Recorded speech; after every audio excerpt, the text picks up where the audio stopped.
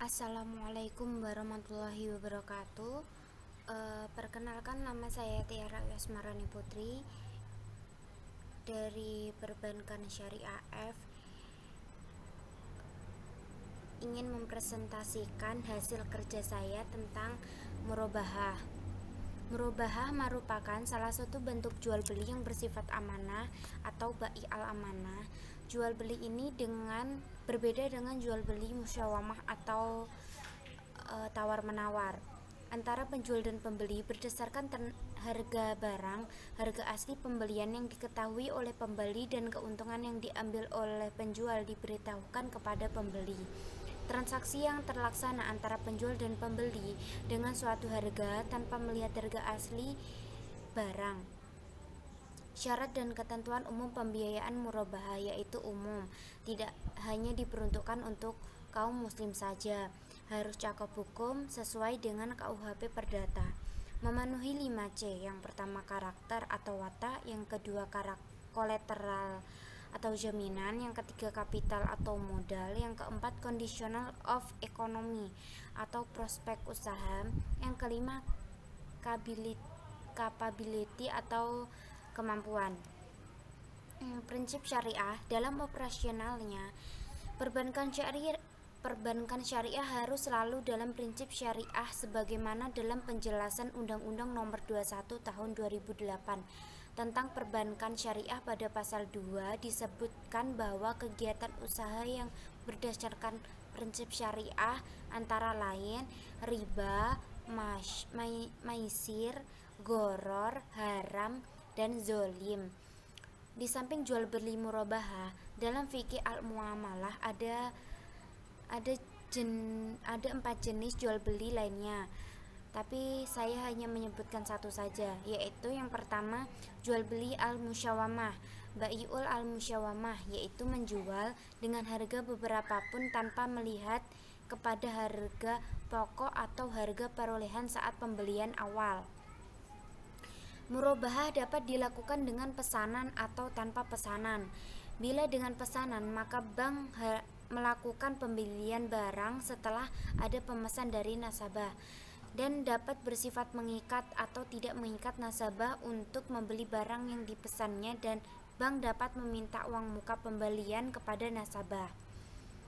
Dalam praktiknya, pembiayaan murabahah yang diterapkan Bank Bukopin Syariah terbagi menjadi 3 jenis sesuai dengan peruntukannya. Yang pertama murabahah modal kerja, yang ditunjukkan untuk pembelian barang-barang yang digunakan sebagai modal kerja.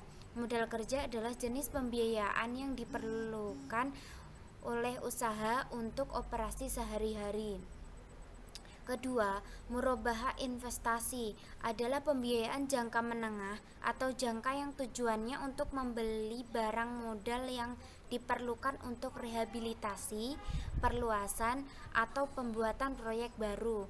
Yang ketiga, murabahah konsumsi adalah pembiayaan perorangan untuk tujuan non-bisnis, termasuk pembiayaan pemilikan rumah dan mobil. Pembiayaan konsumsi biasanya digunakan untuk membiayai pembelian barang konsumsi dan barang tahan lama lainnya. Secara umum, para ulama berbeda pendapat tentang biaya yang dapat dibebankan pada harga jual beli barang terkait dengan pengertian keuntungan yang disepakati markup dalam transaksi murabahah. Pertama, mazhab Maliki membolehkan adanya biaya-biaya yang langsung dan tidak langsung yang terkait dengan transaksi jual beli dengan ketentuan dapat diberikan nilai tambah pada barang tersebut.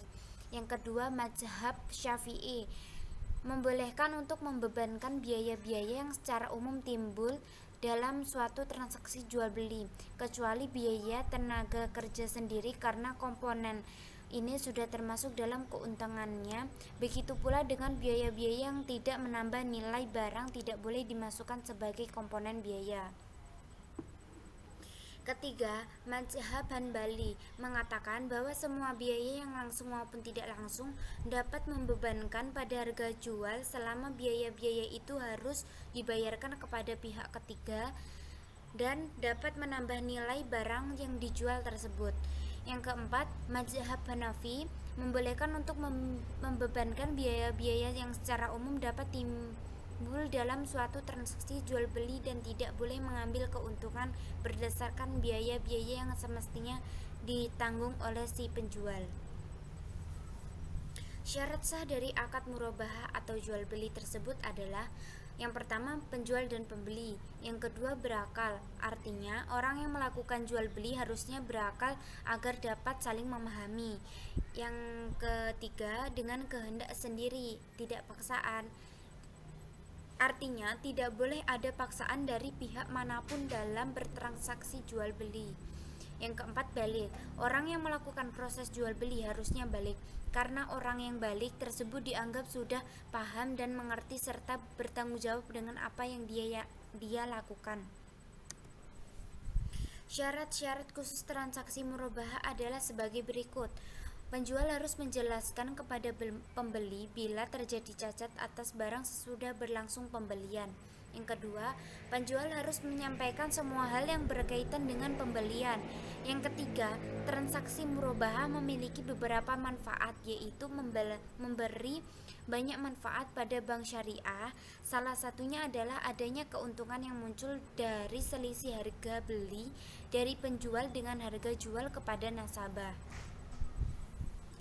Di antara risiko yang harus diantisipasi antara lain sebagai berikut: default atau kelalaian. Nasabah sengaja tidak membayar angsuran. Yang kedua, fluktuasi dengan komparatif. Ini terjadi bila harga suatu barang di pasar naik setelah bank membelikannya untuk nasabah. Bank tidak bisa mengubah harga jual beli tersebut. Yang ketiga, penolakan nasabah. Barang yang dikirim bisa saja ditolak oleh nasabah karena berbagai sebab. Bisa jadi karena rusak dalam perjalanan sehingga nasabah tidak mau menerimanya. Karena itu sebaiknya dilindungi dengan asuransi. Kemungkinan lain karena nasabah merasa spesifikasi barang tersebut berbeda dengan yang ia pesan. Bila bank telah menandatangani kontrak pembelian dengan penjualnya, barang tersebut akan menjadi milik bank. Dengan demikian, bank mempunyai risiko untuk menjualnya kepada pihak lain. Yang keempat, dijual. Karena murabahah bersifat jual beli dengan utang, maka ketika kontrak ditandatangani, barang itu menjadi milik nasabah.